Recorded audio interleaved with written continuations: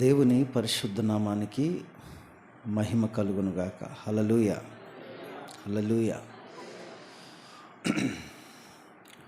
పరిశుద్ధమైన బైబిల్లో నుంచి కొన్ని మాటలు ఈ సమయంలో మనం చదువుకుందాం. యోహాను సువార్త 15వ అధ్యాయం. దయచేసి యోహాను సువార్త 15వ అధ్యాయం 1 నుంచి 8 వరకున్న మాటలు ఉత్తర ప్రత్యుత్తరాలుగా మనందరం ఈ ప్యాసేజ్ని చదువుకోవటానికి ప్రయత్నం చేద్దాం. దయచేసి బైబిల్ ఉన్న ప్రతి ఒక్కరు ఓపెన్ చేసి మరి అపోస్తలుడైన యోహాను రాసిన యోహాను సువార్త 15వ అధ్యాయం 1 నుంచి 8 వరకున్న వాక్య భాగాన్ని ఈ సమయంలో మనం చదువుకున్నాం. ప్లీజ్ ఒక వచనం నేను చదువుతాను, ఒక వచనం మీరు చదవటానికి ప్రయత్నం చేయండి. నేను నిజమైన ద్రాక్షావల్లిని, నా తండ్రి వ్యవసాయకుడు.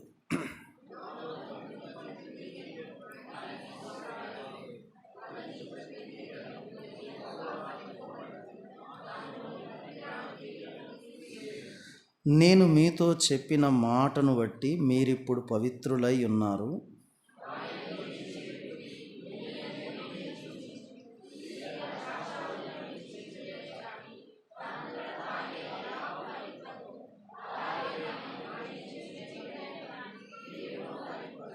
ద్రాక్షావల్లిని నేను, తీగెలు మీరు. ఎవడు నాయందు నిలచియుండునో, నేను ఎవనియందు నిలచియుందునో వాడు బహుగా ఫలించును. నాకు వేరుగా ఉండి మీరేమీ చేయలేరు.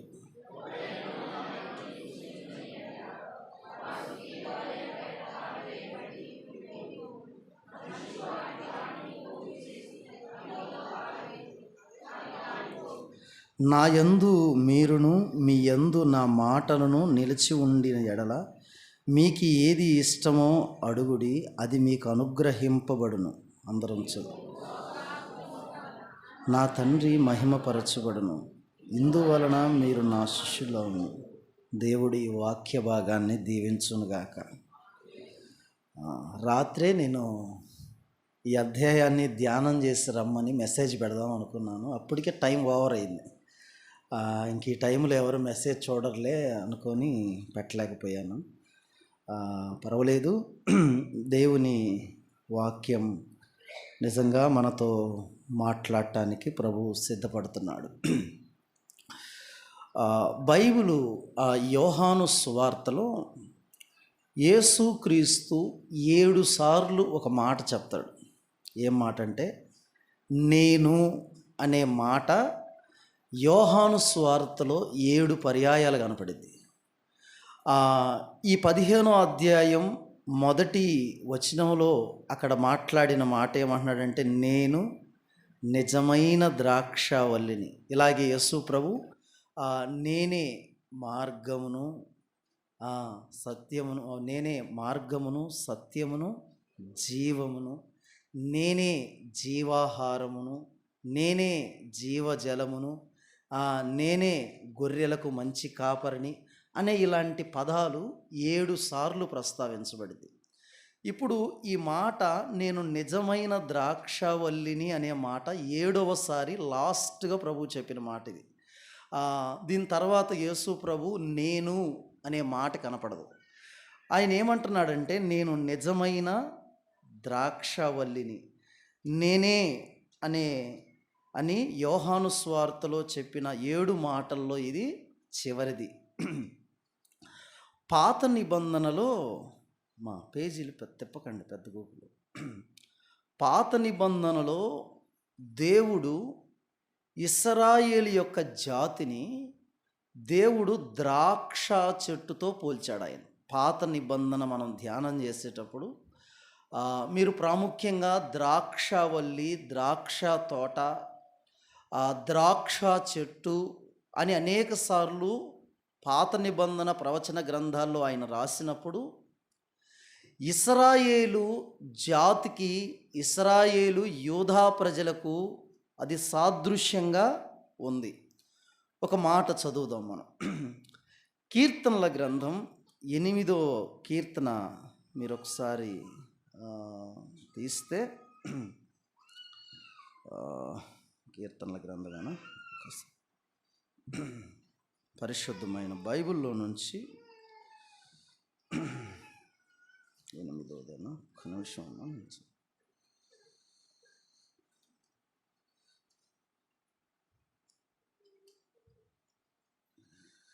80వ కీర్తన అనుకుంటాను. ప్లీజ్ ఒక్క మాట ఉంటుంది, నోట్ చేయలేదు అది.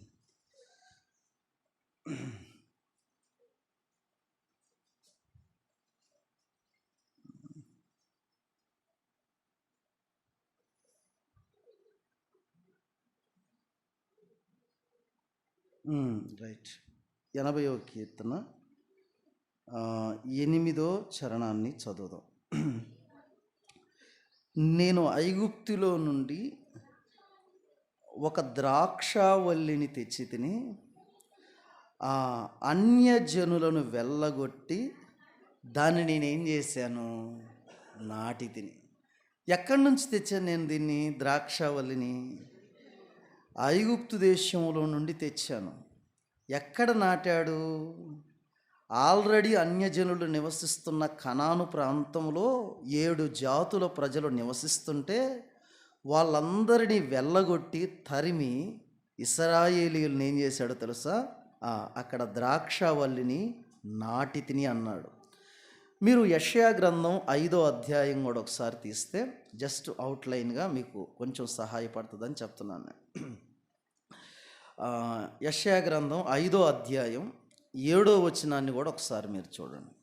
యెషయా గ్రంథం, ఇశ్రాయేలు వంశము సైన్యములకు అధిపతికి యెహోవా ద్రాక్ష తోట. ఏంటండి ద్రాక్ష తోట? ఇశ్రాయేలు వంశము యెహోవా ద్రాక్ష తోట. ఏం తోట అండి? ద్రాక్ష తోట. ఇందాకలు అక్కడ అన్నాడు, నేనేం చేశానో తెలుసా, ఐగుప్తు దేశంలో నుంచి నేను శ్రేష్టమైన ద్రాక్షావల్లిని తీసుకొచ్చి అన్యజనులను నేను చెదరగొట్టి నేనేం చేశాను, నాటి తిని. అప్పుడేమో ద్రాక్షావల్లి, జాగ్రత్తగా వినాల, అప్పుడేమో ద్రాక్షావల్లి ఇశ్రాయేలు జాతికి సాదృశ్యంగా ఉంటే, ఈ రోజున ద్రాక్షావల్లి, ద్రాక్ష చెట్టు, ద్రాక్ష తోట దేవుని సంఘానికి సాదృశ్యంగా ఉంది క్రొత్త నిబంధనలో. పాత నిబంధనలోనికి వెళ్ళేటప్పటికి ఇశ్రాయేలు జాతికి గుర్తుగా ఉంది. క్రొత్త నిబంధనలోనికి వచ్చరికే దేవుని సంఘానికి సాదృశ్యంగా ఉంది. ఇప్పుడు చూడండి, ఐగుప్తు దేశములో నుంచి ఏం చేశాడంట, ద్రాక్షావల్లిని తీసుకొచ్చి అన్యజనులను చెదరగొట్టి నేనేం చేశా, నాటా. మనవల్ని కూడా లోకమనే ఐగుప్తులో నుంచి దేవుడు మనల్ని ఏం చేశాడో తెలుసా, ఆయన విడిపించి, ఆయన రక్షించి, ఆయన సంఘము అనే తోటలో మన జీవితాలను ఏం చేశాడో తెలుసా, ఆయన నాటాడు. కనుక ఐగుప్తు దేశములో నుంచి ఇశ్రాయేలీల్ని దేవుడు తీసుకొచ్చి నాటటానికైనా, అన్యజనులైన మనవల్ని లోకమనే ఐగుప్తులో నుంచి దేవుడు తీసుకొచ్చి నాటటానికైనా ఒక్కటే ఉద్దేశం. ఏంటో తెలుసా, అవి శ్రేష్టమైన ఫలాలు ఫలించాలని. ఐగుప్తులో నుంచి తీసుకొచ్చి కనానులో దేవుడు నాటటానికైనా, లోకములో ఉన్న నిన్ను నన్ను దేవుడు తీసుకొచ్చి సంఘములో నాటాలన్నా ఉద్దేశం మటుకు ఒకటే. దేనికండి? దేనికి నాటాడు ఆయన? ఎందుకోసం నాటాడు యజమాని అంటే, అది ఫలించాలని, శ్రేష్టమైన ఫలాలు ఫలించాలని. నిజంగా ఆ తోట యజమాని ఏం చేశాడంటే దాన్ని నాటాడు. మనవల్ని కూడా దేవుడు ఎక్కడో, ఇక్కడ కూర్చున్న మీలో చాలామంది వాస్తవానికి ఇక్కడ కూర్చున్న సిస్టర్స్ చాలామంది పనులు చేసుకుంటూ తోటల్లో ఉండాల. మిరపకాయ కోతకో, కూలికో, లేకపోతే ఇంకొక పని చేసుకుంటూ ఉండాలి. లేకపోతే ఆదివారం సెలవు వస్తే ఏ సినిమా థియేటర్ కాడో, లేకపోతే ఏ కొట్లాట కాడో, ఏ సినిమా ముందో ఎక్కడ పని చేసుకుంటానో బ్రతకాలి. కానీ దేవుడు లోకములో నుండి నిన్ను నన్ను ఆయన తీసుకొచ్చి తన శ్రేష్టమైన సంఘములో దేవుడు నిన్ను నన్ను నాటాడు. బ్రదర్, సిస్టర్, ఆయన ఎందుకు నిన్ను నన్ను నాటాడు అంటే మనము ఫలించాలని ఆయన నాటాడు. అయితే అది ఏ ఫలాలు ఫలించాలని? కారు ద్రాక్షాలు ఫలించాలని నాటల ఆయన. శ్రేష్టమైన ద్రాక్ష వల్లి, ఆ శ్రేష్టమైన ఫలాలు ఫలించాలని నిన్ను నన్ను ఆయన ఏం చేశాడంటే ఆయన నాటాడు. కానీ నేను ఈరోజు నా అంశాన్ని 3 మాటలతో నేను ముగించాలని ఇష్టపడుతున్నాను. ఆ 3 మాటలు గూర్చి ఈ 8 వచనాల్లో నుంచే మనం ఆలోచన చేద్దాం. కొంచెం డీప్గానే ఆలోచన చేయటానికి దేవుడు నాకు ఇచ్చిన కొన్ని తలంపులు మీతో షేర్ చేసుకోవటానికి ప్రయత్నం చేస్తాను. అంశం మీరు ఇలా రాసుకుంటే బాగుంటుంది. ఫలించుట. ఏంటండి ఫలించుట? దేవుని పర్పస్. నువ్వైనా, వాక్యం చెప్తున్న జయరాజ్ అన్నైనా, వాక్యం వింటున్న మీరైనా, దేవుని ఉద్దేశం ఏంటంటే మనందరం ఫలించాలని దేవుడు కోరుకుంటున్నాడు. నేను 3 మాటలు ఈ సమయంలో మీ మనస్సుకు తీసుకురావాలని నేను ఇష్టపడుతున్నాను. 1, ఫలించాలి. 2, ఫలించకపోతే సంభవించే నష్టాలు. నెంబర్ 3, ఫలించుట వలన కలిగే ఆశీర్వాదాలు. నేను 3 మాటలు ఈరోజు నా అంశం ఇదే. ఏంటండి? 1 ఫలించాలి, 2 ఫలించకపోతే సంభవించే నష్టాలు, ఫలించుట వలన కలిగే ఆశీర్వాదాలు. కనుక ఫలించాలి మనందరం. ఇది దేవుని ఉద్దేశం, ఇది దేవుని ప్రణాళిక, ఇది దేవుని ఆలోచన. ద్రాక్ష తీగ యొక్క ముఖ్య ఉద్దేశం ఫలాలు ఫలించటం. ద్రాక్ష తీగలు మన గృహాలంకరణలు చేసుకోవడానికి, ఇల్లు కట్టుకోవడానికి ఉపయోగపడతాయి. అవి ఉపయోగపడవు. దాని తీగలు పొయ్యిలో పెట్టుకునే వంట సరుకుగా పడవు.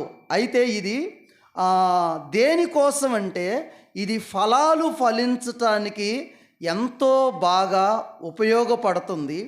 అలాగున మనమును ఫలించాలి. ఈ యోహాను సువార్త 15వ అధ్యాయం 1 నుంచి 8 వచనాలలో 3 రకాలైన మాటలు, అంటే మనము ఫలించు విధమును గురించి మాట్లాడాడు ఇక్కడ యోహాను. చూడండి ఒకసారి, మరలా యోహాను సువార్త 15వ అధ్యాయం కాడికి మీరు రండి ఒకసారి. యోహాను సువార్త 15వ అధ్యాయం దగ్గరికి మీరు వస్తే, యోహాను సువార్త 15వ అధ్యాయాన్ని మీరు ఒకసారి చూస్తే 2వ వచనాన్ని ఒకసారి మనం ఆలోచన చేయటానికి ప్రయత్నం చేద్దాం. నాలో ఫలింపని ప్రతి తీగ ఆయన తీసి పారవేయును, ఫలించు ప్రతి తీగ. అక్కడ ఏమన్నాడు తెలుసా? ద ఫస్ట్ వన్ ఫలించు అనే మాట ఉంది, మీరు చూసారా? అంటే ఈ ఫలించు విధానం 3 రకాలుగా ఉంటుంది. 1, మొదటిగా ఏం చేయాలంటే ఫలించుట. 2వ స్థాయి ఏంటో తెలుసా? అక్కడి నుంచి దాటి కొంచెం ఫలించు ప్రతి తీగ. నెంబర్ 2, 2వది ఏమన్నాడు? మరి ఎక్కువగా ఫలించాలి. 1 ఫలిస్తుంది, ఆ ఫలించేది మరి ఎక్కువగా ఫలించాలి. 1 ఫలించాలి, చెప్పండి. 2వది మరి ఎక్కువగా ఫలించాలి. 1 ఫలించాలి, 2వది ఎక్కువగా ఫలించాలి. కొంచెం మనం 8వ వచనం కాడికి వస్తే ఓ మాట రాయబడింది. ఏంటా మాట? మీరు మీరు బహుగా ఫలించుట. ఇప్పుడు 3 మాటలు రాయబడ్డాయి ఇక్కడ. అంటే ఫలించు విధానాన్ని గురించి యోహాను 3 మాటలు చెప్పాడు. 1 ఫలించుట, 2 మరీ ఎక్కువగా ఫలించుట, 3 బహుగా ఫలించుట అనే అంశాన్ని గురించి ఇక్కడ 3 మాటలు చెప్పాడు. ఇక్కడ కూర్చున్న మనందరం ఫలించాలి, 2 మరి ఎక్కువగా ఫలించాలి, నెంబర్ 3 బహుగా ఫలించాలి.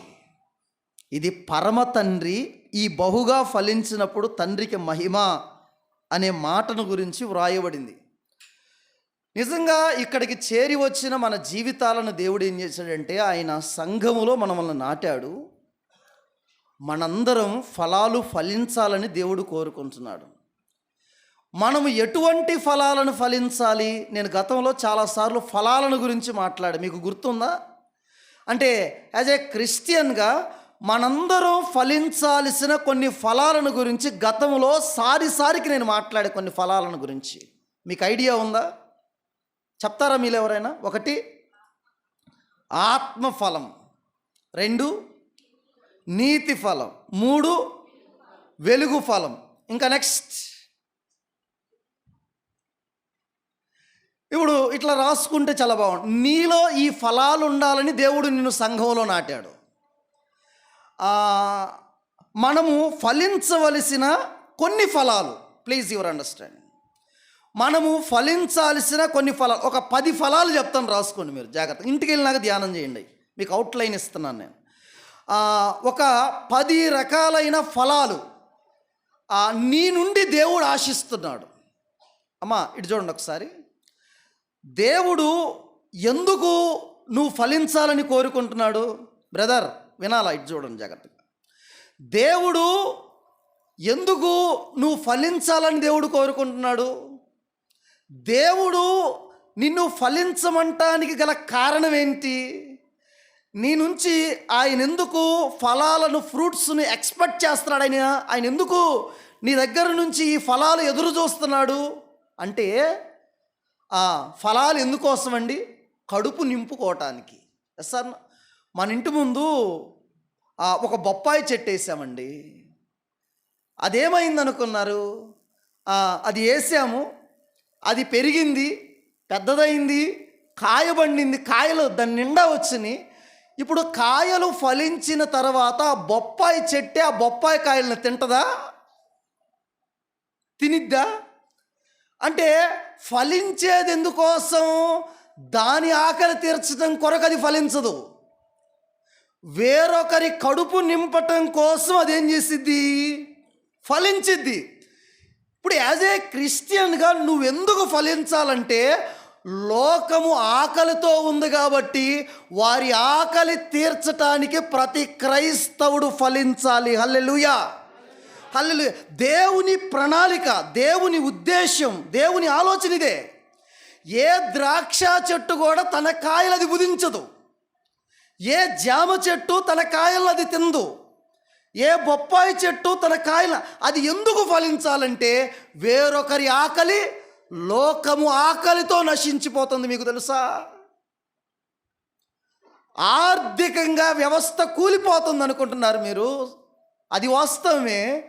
దానికంటే ముఖ్యంగా ఆత్మీయ స్థితిలో కూడా ఈ రోజున సమాజంలో ఆ కొరత, ఆత్మీయ ఆహారము లేక చాలామంది జీవితాలు ఆధ్యాత్మిక జీవితంలో బక్కచిక్కిపోతున్నారు సమాజంలో. వారి ఆకలి తీర్చబడాలి అంటే సంఘములో నువ్వేం చేయాలి చెప్పండి అమ్మా? ఫలించాలి. నేను ఒక 10 ఫలాలను జస్ట్ నోట్ చేసుకోండి. మీరు ఇంటికి వెళ్ళిన తర్వాత వీటి రిఫరెన్సులు మీరే రాసుకోండి. నేను చెప్తే మీరు సుకుమారైపోతారు కాబట్టి నేనేం చెప్పను. ఇంకోటి దయచేసి చెప్తాను, గుర్తుపెట్టుకోండి. బ్రదర్స్, సిస్టర్స్, ఒకసారి మీరు నెట్లో సెర్చ్ చేసి, నేను ఇప్పుడు మాట చెప్పాను అనుకో, మారు మనస్సుకు తగిన ఫలం అని చెప్పాను అనుకో, మారు మనసు అని కొడితే అక్కడ రెఫరెన్స్ వచ్చింది. అట్లా చేయొద్దు.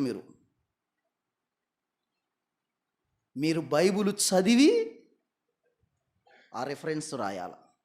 దీనికి దేవుడే సాక్షి. నేను చెప్తున్నాను. Number 2, number 1. ఈ మధ్య కోశంలో 10 కోశం అనే పుస్తకాలు కూడా వచ్చేసినాయి. ఒక మాట చదివితే దానికి సంబంధించి అన్నీ వచ్చేస్తున్నాయి. అది మా ఇంట్లో కూడా ఉండి 2, 3. నేను ఎప్పుడు వాడను పెద్దగా, ఎప్పుడన్నా క్రిటికల్ అయితే కానీ వాడను, కానీ సామాన్యంగా వాడను అసలు నేను. చూడండి, రైట్. మనం ఫలించవలసిన కొన్ని ఫలాలు. 1, మారు మనస్సుకు తగిన ఫలము. దేవుని దగ్గర నుంచి ఆయన ఎదురు చూస్తున్నాడు. నువ్వు మారు మనసు పొందావంటే అంటానికి గుర్తు ఏంటంటే, మారు మనస్సుకు తగిన ఫ్రూట్స్ నీ దగ్గర ఉండాలి. నెంబర్ 2, మంచి ఫలము. 1, మారు మనస్సుకు తగిన ఫలము. నెంబర్ 2, మంచి ఫలము. నెంబర్ 3, జీవార్థమైన ఫలము. నెంబర్ 4, నీతి ఫలము. నెంబర్ 5, వెలుగు ఫలము. నేను మరలా చెప్తానని మాటలు. మారు మనస్సుకు తగిన ఫలము, మంచి ఫలము, జీవార్థమైన ఫలము, నీతి ఫలము, వెలుగు ఫలము. నెక్స్ట్, సేవా ఫలము. 7, జిహ్వా ఫలము. 8, ఆత్మ ఫలము. 9, సత్క్రియల ఫలము. నెంబర్ 10, ఆత్మల రక్షణ అనే ఫలము. 10 ఫ్రూట్స్, 10 రకాలైన ఫలాలు. ఏమేంటి అండి? 1, మారు మనస్సుకు తగిన ఫలము. 2, మంచి ఫలము. 3, జీవార్థమైన ఫలం. 4, నీతి ఫలము. 5, వెలుగు ఫలము. సేవా ఫలము, జిహ్వా ఫలము, ఆత్మ ఫలము, సత్క్రియల ఫలము, తరువాత ఆత్మల రక్షణ అనే ఫలము. ఇప్పుడు దేవుడు నిన్ను లోకమనే ఐగుప్తు దేశంలో నుంచి ఆయన ఏం చేశాడో తెలుసా? నిన్ను అక్కడి నుంచి లేపుకొచ్చి ఈ సంఘంలో నిన్ను ఎందుకు నాటాడో తెలుసా? నువ్వు ఫలించాలని. నీ దగ్గర నుంచి దేవుడు ఈ ఫ్రూట్స్ ఎక్స్పెక్ట్ చేస్తున్నాడు, ఆయన ఎదురు చూస్తున్నాడు, ఆయన ఈ ఫలాలు నువ్వు ఫలించాలని. నిజంగా నువ్వు ఫలించటానికి ఏం చేయాలో అదంతా చేస్తున్నాడు దేవుడు కదా. ఆయన ఏం చేయాలో అదంతా ఆయన చేస్తున్నాడు, ఆయన అదంతా చేస్తున్నాడు. ఇప్పుడు చూడండి, ఇందాక మనం చదువుకున్న యెషయా గ్రంథం 5వ అధ్యాయంలో రాయబడింది. నిజంగా అక్కడ రాళ్ళు వేరాడు, గుంత తీశాడు, ద్రాక్షావళి, శ్రేష్టమైన ద్రాక్షావళిని తీసుకొచ్చి పెట్టాడు, దానికి నీళ్లు పోసాడు, ఎరువేశాడు, దాని చుట్టూ కంచె వేశాడు, దానికి కాపలా కాస్తున్నాడు, తొట్టి తొలిపించాడు. ఆయన చేయాల్సినవన్నీ చేయాల్సిందే చేశాడు. ఇప్పుడు మనం చేయాల్సింది మనం చేయాలి. ఏం చేయాలా? మనం బ్రదర్స్ ఏం చేయాలా? సిస్టర్స్ మనందరం ఏం చేయాలి? సహోదర సహోదరులారా మనందరం ఏం చేయాలి? మనందరం ఫలించాలి, ఫలించాలి, ఫలించాలి, ఫలించాలి. మరి ఎక్కువగా ఫలించాలి, బహుగా ఫలించాలి. బహుగా ఫలించడం అంటే ఎట్లుంటుందంటే, ఇది ఇశ్రాయేలీలు ఈ మాటలు రాసేటప్పుడు యోహాను, ఆయన ఇజ్రాయేలు పాలస్తీనా ప్రాంతం ఆయన మనసులో ఉంది. ప్రపంచంలో ఇజ్రాయేలు దేశంలో పండే గ్రేప్స్కి ఒక ప్రత్యేకత ఉంటుంది. మిగతా దేశాల్లో దొరికే గ్రేప్స్ వేరు, కానీ ఇజ్రాయేలు దేశంలో వారు పండించే గ్రేప్స్ యొక్క ప్రత్యేకత చాలా వేరు, చాలా తేడాగా ఉంటుంది. ఎందుకంటే మన ప్రాంతంలో పండించే ఒక ద్రాక్ష గల ఒక వెయిట్ ఎంత ఉంటుందంటే, నాకు తెలిసి ఒక పావు కిలో లేదంటే ఒక అరకిలో, మహా పెద్దదైతే ఎంత ఉంటుంది సిస్టర్? ఒక కేజీ కంటే పెద్దగా ఉన్న గెలను నేను చూడలేదు. మహా అయితే ఒక కేజీన్నర వేసుకోండి. కానీ ఇజ్రాయేల్ దేశంలో పండే ఒక ద్రాక్ష గెల 52 కేజీలు ఉంటుంది. కానీ ఇద్దరు మొయ్యాల ఆ ద్రాక్ష గెలని అటు ఇటు పట్టుకొని దాన్ని ఏం చేస్తారో తెలుసా? కర్రకు గట్టేసుకొని మధ్యలో అటు ఇటు పట్టుకొని ఏం చేస్తారో తెలుసా? వెళతారు ద్రాక్ష గెలని. అంటే ఆయన మనసులో బహుగా ఫలించడం అంటే ఆ ద్రాక్ష గెల మనసులో ఉంది, యోహాను మనసులో. అంటే ప్రతి విశ్వాసి అలా ఫలించాలి, ఆ విధంగా ఫలించాలని దేవుడు పరమ తండ్రి ఆశ కలిగి ఉన్నాడు. ఈ విషయాన్ని దయచేసి మీరు మర్చిపోవద్దని నేను మీకు తెలియజేస్తున్నాను. ఇక్కడ చూడండి జాగ్రత్తగా. ఫలించకపోతే మొదటిదేంటి? ఫలించుట. ఆ మాట మీరు గుర్తుపెట్టుకో. ఏం ఫలించాలి? ఆ ఫలాలను గురించిన వివరణ నేను ఇచ్చాను. రెండవది, ఫలించకపోతే సంభవించే ఒక 3 నష్టాలు ఈ సమయంలో ఇక్కడే లేఖనాల్లోనే రాయబడి ఉంది. దాన్ని మనం ఆలోచన చేయటానికి ప్రయత్నం చేద్దాం. రండి, యోహాను సువార్త 15వ అధ్యాయం జాగ్రత్తగా చూడండి. యోహాను సువార్త. ఫలించకపోతే సంభవించే నష్టాలు. ఈ ఫ్రూట్స్ మీలో లేకపోతే, ఈ ఫలాలు మీ దగ్గర లేకపోతే సంభవించే కొన్ని నష్టాలను గురించి మొదట మనం ఆలోచన చేయటానికి ప్రయత్నం చేద్దాం. ఆ నష్టాలు ఒక 3 చెప్పాలని ఆలోచన కలిగి ఉన్నా. దయచేసి చూడండి, 2వ వచనాన్ని చదువుదాం ఈ సమయంలో మరలా. అమ్మా, నాలో ఫలింపని ప్రతి తీగ ఆయన ఏం చేస్తాడంట తల్లి? ఆయన తీసి పారవేస్తాడంట. అంటే ఫలించని తీగను ఆయన ఏం చేస్తాడు అంటే, ద్రాక్షవల్లిని నేను తీగలు. చెప్పండి అమ్మా, ద్రాక్షవల్లి ఎవరు? అయ్యా, నేను ద్రాక్షవల్లిని, మీరెవరు? తీగలు. ఇప్పుడు ఇక్కడ ఫలించకపోతే ఈ ద్రాక్షవల్లిలో ఉన్న ఈ తీగని దేవుడు ఏం చేస్తాడంట? తీసి పారవేయబడును. ద ఫస్ట్ వన్ కలిగే నష్టం ఏంటో తెలుసా? ఆయన తీసి పారేస్తాడంట. అసలు నువ్వు ఫలించకపోతే నిజంగా ఆయన తీసి పారవేయును, లేదా తీసివేయబడును. మీరు ఏదైనా రాసుకోండి అక్కడ. ఇక్కడ ఒక మాట, ద్రాక్ష గెల కొనయందు 2 రకాలైన తీగలు ఉంటాయండి. ఆ ద్రాక్ష గెల కొనయందు 2 రకాలైన తీగలుండును. వాటిలో ఒకటేమో ఫలించును, రెండోది ఫలించదు. కానీ చెట్టు యొక్క సారమును తీసుకొనుచూ ఉండదు. ఫలించదు, కానీ చెట్లో ఉన్న రసాన్ని ఏం చేస్తుంది? సారాన్నేమో లాగుతూ ఉంటుంది. గనుక ఫలించున్నది మరి ఎక్కువగా ఫలించులాగున ఫలింపను దానిని ఏం చేస్తాడో తెలుసా? తోట యజమాని దాన్ని గ్రహించి వెంటనే దాన్ని లాగిపడేస్తాడు. వెంటనే మీకు అర్థమవుతుంది నేను చెప్పేదాన్ని? ఆ ద్రాక్షవల్లికి 2 రకాలైన తీగలు అంటుకొని ఉంటాయి. రెండిట్లోనికి ఏమొస్తుంది? సారం వచ్చిద్ది. కానీ ఒకటి మాత్రమే ఫలించిద్ది, రెండోది సారం తీసుకుంటుంది కానీ అది ఫలించదు. అటువంటి దాన్ని తీసి పెరికేసినప్పుడు ఫలించేది ఏమైద్దో తెలుసా? మరి ఎక్కువగా ఫలించిద్ది. ఇక్కడ నేను ఒక మాట, బయట పారవేయుట అనగా అసలు ఏంటి? అసలు బయట పారవేయుట అంటే ఏంటి? ఆధ్యాత్మికంగా మనం అర్థం చేసుకోవటానికి ప్రయత్నం చేద్దాం.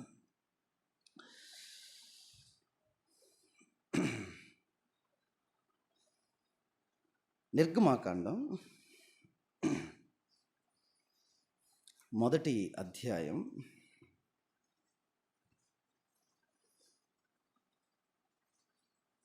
5 నిర్గమాకాండం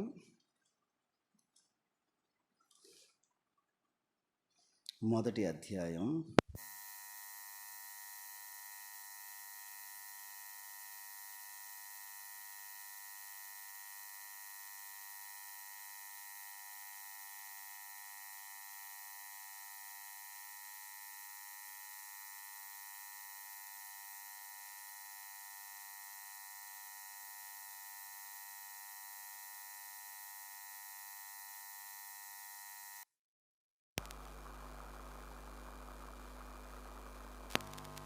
1వ అధ్యాయాన్ని మీరు ఒకసారి గమనిస్తే ఆ 1వ అధ్యాయం 22వ వచనంలో ఒక మాట రాయబడిందండి.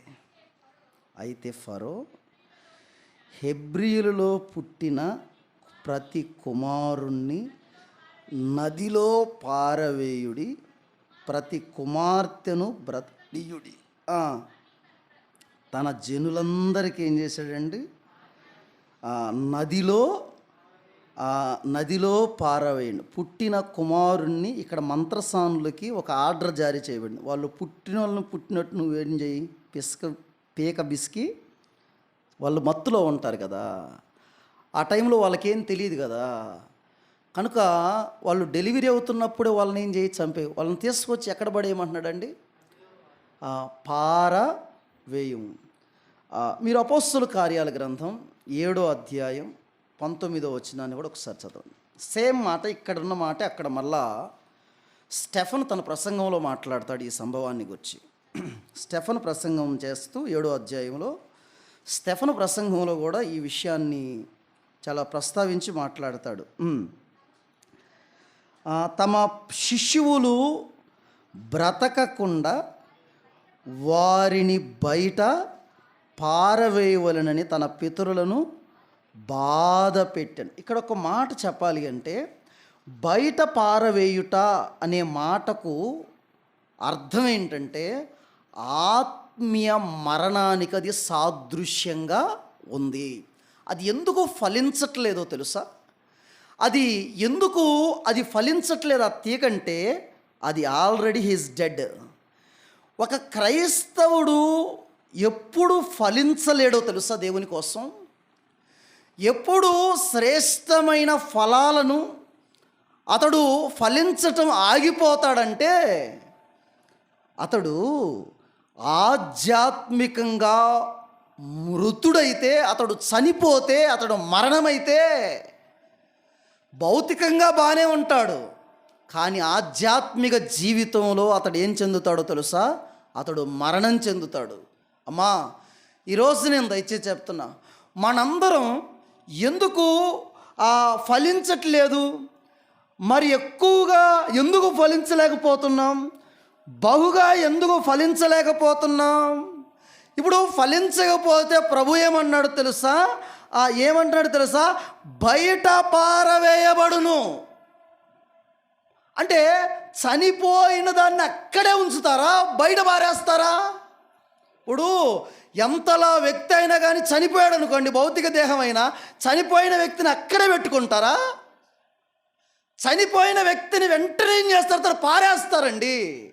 నేను ఒక మాట చెప్తున్నాను ఈ రోజున ఆరాధనలో, ఆధ్యాత్మికంగా ఒకవేళ నీవు చచ్చావు కనుకే నువ్వు దేవుని కొరకు ఫలించలేకపోతున్నావేమో. ఈ విషయాన్ని ఈ ఆరాధనలో నువ్వు గ్రహించు. కనుక ఇలా రాయబడింది, మీరు పాపముల చేత అపరాధముల చేత చచ్చిన వారై ఉండగా. అంటే పాపము ద్వారా, అపరాధం చేత ఆత్మీయంగా ఒక వ్యక్తి ఏమవుతాడు? చనిపోతున్నాడు. ఈ చనిపోయిన వాడిని బ్రతికించటానికే యేసు ప్రభు ఈ లోకానికి దిగి వచ్చాడు. హల్లెలూయా! ఇది ఆధ్యాత్మికమైన మర్మం, ఇది సత్యం, ఇది దేవుడు చెప్తున్న ఆలోచన. ఏ అపరాధం మిమ్మల్ని వెంటాడుతుందో నాకు తెలియదు సిస్టర్. నువ్వు ఫలించట్లేదంటే, ఇప్పుడు నేను చెప్పాను చూసా, ఈ 10 ఫ్రూట్స్, ఈ ఫలాలు నీలో లేవంటే, చచ్చిపోయిన చెట్టు దగ్గర నుంచి నేను ఫలాలు ఎక్స్పెక్ట్ చేయటం కరెక్ట్ కాదేమో కదా. చచ్చిపోతే ఆయన బయట పారేస్తాడంట. జాగ్రత్త. రెండో మాట, దీనికి రెండో సాదృశ్యం ఉంది. బయట పారవేయటానికి రెండో అర్థం కూడా ఉంది. మత్తయి సువార్త 5:13 చూడండి. అక్కడ ఉప్పును గురించి మాట్లాడతాడు యేసుప్రభు. 5:13లో ఉప్పును గురించి మాట్లాడతాడు. మీరు లోకానికి ఏమై ఉన్నారు? పోయి ఉన్నారు. ఉప్పు నిస్సారమైతే అది దేని వలన సారము పొందును? అది బయట పారవేయబడి మనుష్యుల చేత త్రొక్కబడుటకే కానీ మరి దేనికి పనికిరాదు. అసలు అది బయట పారవేయబడి. ఇప్పుడు చూడండి, ఉప్పు నిస్సారమైతే అసలు ఎందుకైనా పనికొచ్చిందా ఉప్పు? దానివల్ల ఏమైనా ఉపయోగం ఉందా? ఏదైనా మేలుందా? యూజ్ ఉందా? లేదు. లూకాసు వార్త 14:35లో కూడా మాట్లాడతాడు ఇదే మాట. లూకాసు వార్త, మీరు వాక్యం కనెక్ట్లోనే ఉన్నారా? మీరు అర్థం చేసుకోవాలి జాగ్రత్తగా. నేను ఎక్కడి నుంచి ఎటు తీసుకెళ్తున్నాను మీరు జాగ్రత్తగా. నేను మటుకు ట్రాక్లోనే ఉన్నాను, తప్పలేదు. మీరు అనుకుంటున్నారేమో బయటికి వెళ్ళిపోయాడేమో నేను అన్నా. లేదు. లూకాసు వార్త 14వ అధ్యాయం 35వ వచనాన్ని చదువుదాం. 14:35 రైట్, చదువు. అది భూమికైనను ఎరువుకైనను పనికిరాదు కనుక దానిని బయట పారవేయుదురు. వినుటకు చెవులు గలవాడు వినుగాక అని వారితో చెప్పాను. It's second one. రెండవది ఏంటంటే, ఒకటి ఆధ్యాత్మికమైన మరణం అయితే రెండవది సాక్ష్యమును కోల్పోవుట. ఒక వ్యక్తి ఎప్పుడు యూజ్లెస్గా తయారవుతాడో తెలుసా? ఒక సంఘంలో అతని మీద ఏమి లేనప్పుడు అండి, సాక్ష్యం లేనప్పుడు అతడు ఎందుకు పనికిరాడండి? ఆ నిస్సారమైన ఉప్పు, సాక్ష్యము లేని బ్రతుకు రెండు ఒక్కటే. దానివల్ల యూజు లేదు కాబట్టి, యూజ్ లేదు కాబట్టి దాన్ని ఏమంటాడు తెలుసా? పక్కకి నెట్టేస్తాడు ఆయన. కనుక ప్లీజ్ ప్లీజ్ ప్లీజ్ ప్లీజ్ మీరు అర్థం చేసుకోవాలా. ఒక చెట్టు ఫలించకపోతే జరిగే ఎన్ని నష్టాలండి బ్రదర్స్? ఎన్ని నష్టాలు? 3 నష్టాలు. వాటిల్లో జరిగే మొదటి నష్టం ఏంటి? బయట పారవేయుట. బయట పారవేయుట. చచ్చిపోయిన దాన్ని ఏం చేస్తారు? బయట పారవేస్తారు. నువ్వు ఆధ్యాత్మికంగా చనిపోతే చివరికి నీకు దొరికేది బయట పారవేయబడే స్థితే. ఫలించని వ్యక్తికి ప్రభు దగ్గర సాక్ష్యం కూడా ఉండదు. నేను నిజమే చెప్తున్నాను ఈ మాట. నెంబర్ 2, మరలా మాట చదువుదాం. యోహాను సువార్త 15వ అధ్యాయం. ఫలించకపోవటానికి సంభవించే రెండవ నష్టం, 2వ వచనాన్ని మరలా చదువుదాం. 15వ అధ్యాయం. అమ్మా, నాలో ఫలింపని ప్రతి తీగను ఆయన తీసి పారవేయును. 6వ వచనాన్ని చదువుదామా? ఎవడైనను నా యందు నిలిచి ఉండని ఎడల వాడు తీగవలే బయట పారవేయబడి. ద సెకండ్ వన్, రెండవ నష్టం ఏంటండి? ఫలించకపోతే జరిగేది ఏంటి? ఏమైద్ది? ఎండిపోతుంది. ఒకటి ఫలించకపోతే ఏం జరిగిద్ది? బయట పారవేయబడును. రెండవది ఫలించకపోతే ఎండిపోవును. ఎండిపోవును ఎండిపోవును ద్రాక్షవల్లి నుండి తీగ ఎప్పుడైతే వేరు చేయబడునో అప్పుడు అది ఏమైద్దండి? చెప్పండమ్మా. ద్రాక్షవల్లి నుండి తీగ ఎప్పుడైతే వేరు చేయబడిద్దో, ఆ వేరు చేయబడిన తర్వాత తీగ ఏమైద్దండి? అది ఎండిపోతుంది. అది ఎండిపోతుంది. నిజంగా చాలాసార్లు మనము ఫలాలు ఫలించలేకపోవటానికి కారణం ఒకటి ఆధ్యాత్మిక మరణమైతే, రెండవది చూడండి, యోబు గ్రంథం మీరు ఒకసారి తీయండి. 18వ అధ్యాయం. యోబు 18వ అధ్యాయం.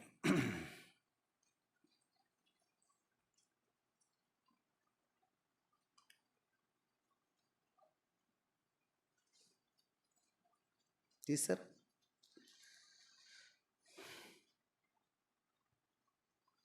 5వ వచనాన్ని చదువుదామా. భక్తిహీనుల దీపము ఏమైబడునమా, ఆర్పివేయబడును, వారి అగ్నిజ్వాలలు ప్రకాశింపకపోవును. అక్కడ ఆగుదాం. నెక్స్ట్ 16వ వచనాన్ని చదవటానికి ప్రయత్నం చేద్దాం. ఆ క్రింద వారి వేళ్ళు ఎండిపోవును, పైన వారి కొమ్మలు నరకబడును. ఎందుకండి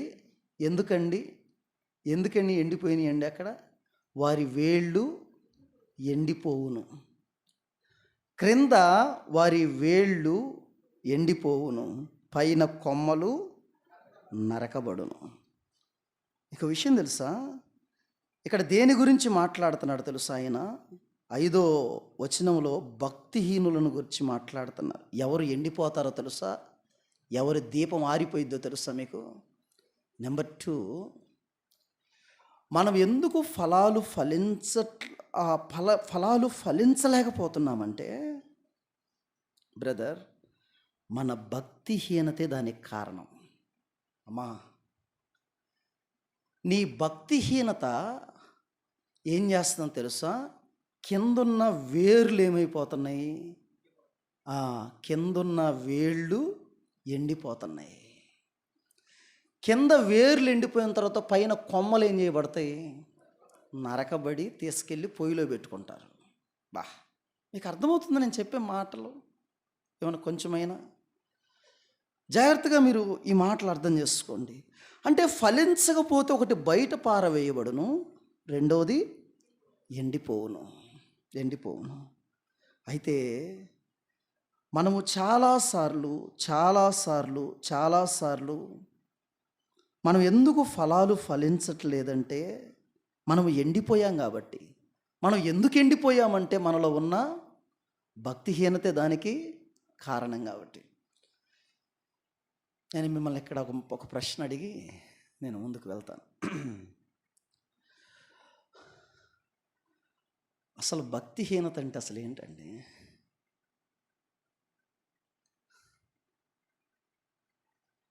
పీటరు, భక్తిహీనత అంటే ఏంటి? ఎవరైనా చెప్తారా? చెప్తావు జాషువా? భక్తిహీనత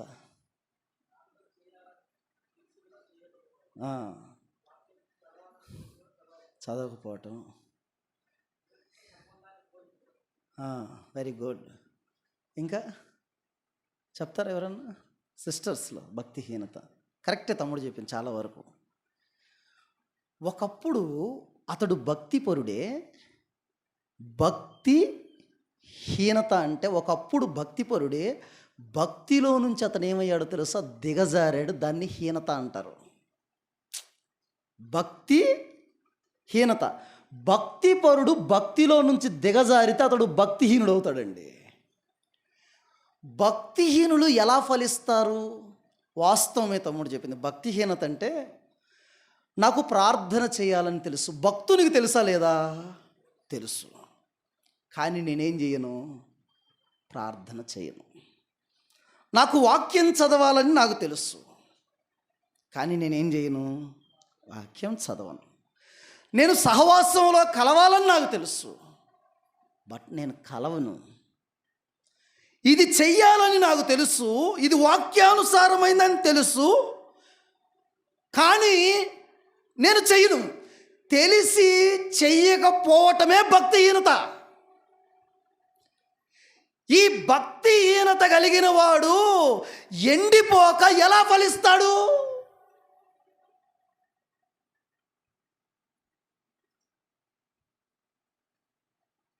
లిటరల్గా మీ గుండెల మీద చేసుకొని చెప్పండి, నా ఆధ్యాత్మిక జీవితం ఎండిపోలేదు, నేను ఫలిస్తున్నానని చెప్పగలరా? నాలో భక్తిహీనత లేదని ధైర్యంగా నువ్వు సాక్ష్యం చెప్పగలవా మైక్ పట్టుకొని? ఎన్ని తెలుసు నువ్వు చేయాల్సింది నువ్వు, కానీ ఎన్ని చెయ్యకూడని చేస్తున్నావు కొన్నిసార్లు నువ్వు. అసలు ఈ భక్తిహీనతను గురించి ప్రభువు చెప్పిన కొన్ని మాటలు చదివితే వణుకొచ్చేసింది నాకు. అసలు భక్తిహీనుల దీపం ఆరిపోయిద్దంట. భక్తిహీనుల ఇంటి మీదకి శాపం వచ్చిద్దంట. భక్తిహీనులంట అపవిత్రతకు అప్పగించబడతారంట. భక్తిహీనులను దేవుడే వారిని భ్రష్ట మనసుకు అప్పగించేస్తాడంట. ఒకడు భ్రష్ట మనసుకు అప్పగించబడిన తర్వాత, అపవిత్రతకు అప్పగించబడిన తర్వాత వాడెక్కడ ఫలిస్తాడండి? ఆ సహోదరి ఎక్కడ ఫలించింది? ఆ సిస్టర్ ఎక్కడ ఫలించింది? కానీ అప్పగించినోడు దేవుడే. మీకు తెలుసా? మీరు రోమపత్రిక 1వ అధ్యాయం చదువుకున్న తర్వాత ఇంటికి వెళ్ళినాక, వారి మీద కంట పరలోకం నుండి దేవుని కోపం బయలు వెళ్ళిద్దంట భక్తిహీనుల మీదకి. Please please please please. కనుక ఫలించకపోతే బయట పారవేయబడను, ఫలించకపోతే ఎండిపోవును. దాంట్లో ఎండిపోవటం అంటే ఏంటి అర్థం? ఇప్పుడు మీరు ఎండిపోవడం అంటే ఏంటి అర్థం? భక్తిహీనత. దీన్ని కొంచెం స్టడీ అంటారు. తర్వాత మాటను గురించి మనం ఆలోచించేద్దాం. 15వ అధ్యాయం 3 మాటలు కదా. ఫలించకపోవటం వల్ల కలిగే మూడు నష్టాలు. ఒకటేంటి? బయట పారవేయబడుట. 2 ఎండిపోవుట. నెంబర్ 3 మూడవది. రండి వాక్యంలో నుంచి ఆలోచించేద్దాం. యోహాను సువార్త 15వ అధ్యాయం. యోహాను సువార్త 15వ అధ్యాయం 6వ వచనాన్ని చదువుదాం.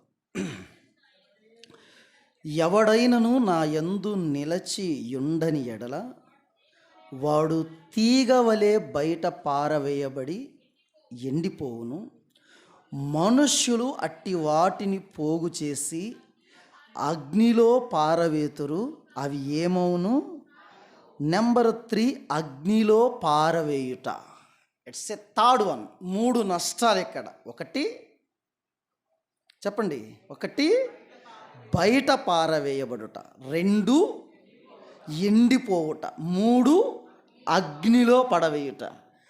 రేపు అంతిమంగా రేపు ఫలించకపోతే బిలీవర్స్, బ్రదర్స్ అండ్ సిస్టర్స్, దేవుని సంగమా గుర్తుపెట్టుకోండి, చివరికి మనకి మిగిలేది ఏంటో తెలుసా? ఫలించకపోతే దేవుని కోసం ఇన్ని సంవత్సరాలు భక్తి చేసి, ఇన్ని సంవత్సరాలు ప్రార్థనకు వచ్చి, ఇన్ని సంవత్సరాలు వాక్యం విని, ఇన్ని సంవత్సరాలు మీరు దేవుళ్ళు ఎదుగుతూ, రేపు మీ దగ్గర ఫలము లేకపోతే చివరికి ఏమవుతారు మీరు? ఫలాలు ఫలించని ప్రతి తీగ పోగు చేయబడి అక్కడ పడుతుంది. రేపు నరకములో పడాల్సి వచ్చింది. తెలుసా మీకు? ఫలింపని తీగలను క్రీస్తు కాదు, మనుషులు ఆ తీగలను పోగు చేసి అగ్నిలో పారవేతురు, అవి కాలిపోవును. దీని అర్థం ఏంటి? వెనుకంజి వేసిన క్రైస్తవునికి మనుషులు అపహాస్యం చేస్తారు, వారు అతని పేరును బురదలో పూడ్చుతారు. ఒక క్రైస్తవునిగా అతని సాక్ష్యము నిప్పుల కొలిమిలో వేసి కాల్చివేస్తారు. దీనికి 2 రకాలైన అర్థాలు ఇవ్వబడ్డాయండి. ఫలాలు ఫలించని క్రైస్తవునికి ఇక్కడ అగ్ని 2 రకాలుగా సాదృశ్యంగా ఉంది. 2 రకాలుగా సాదృశ్యంగా ఉంది. ఒకటి, ఒక క్రైస్తవుని యొక్క సాక్ష్యం నిప్పుల కొలిమిలో కాల్చివేయుట. అనేక మంది మనుషులు, అప్పుడు అవన్నీ పోగు చేసి నిప్పు పెట్టింది ఎవరు? మనుషులా, దేవుడా? మందిరానికి వస్తున్నారు, మీ ప్రవర్తన బాగలేదు, మీ బతుకు బాగలేదు, మీ సాక్ష్యం పైన పెట్రోల్ పోసి నిప్పు పెట్టి దేవుడు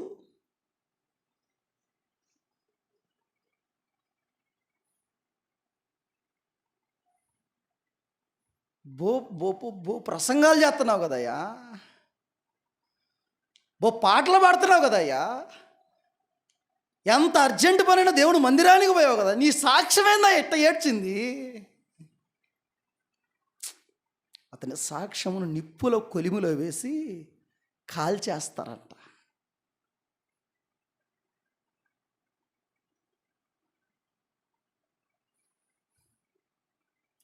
ఈ రోజున సమాజంలో ఎంతమంది సాక్ష్యాలు కొలిమిలో కాల్చబడుతున్నాయో, ఎంతమంది సాక్ష్యాలు కాల్చబడి బూడిదైపోయినాయో సమాజంలో.